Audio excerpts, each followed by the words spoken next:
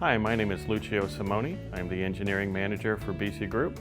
And in this video, we'll be talking about some of the advanced features of the FSX-1101. In this case, we're testing multiple parameters on a patient monitor. As you can see, we have ECG, we have SPO2, we have invasive blood pressure, respiration, temperature, non-invasive blood pressure. Everything is all being simulated at the same time. We have an NIBP 1040 and also the FSX-1101 connected to the monitor. As we can see, the signal for the SPO2 is not the same rate as the signal for the invasive blood pressure and the ECG.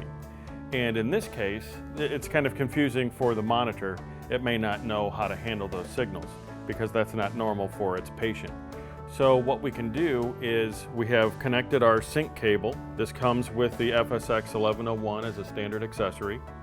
And if we go into the menu of the NIBP 1040 and we scroll down to the SPO2 output selection and turn that on, now as we do our simulation, we can see that the FSX is in sync mode.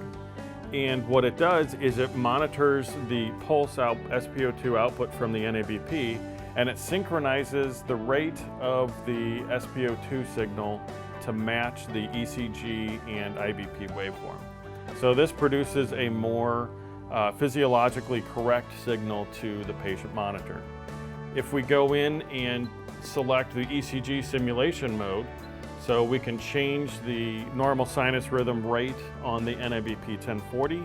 Then we can see that the rate of the invasive blood pressure and the SPO2 and the ECG are all synchronized and they appear at the same correct rate.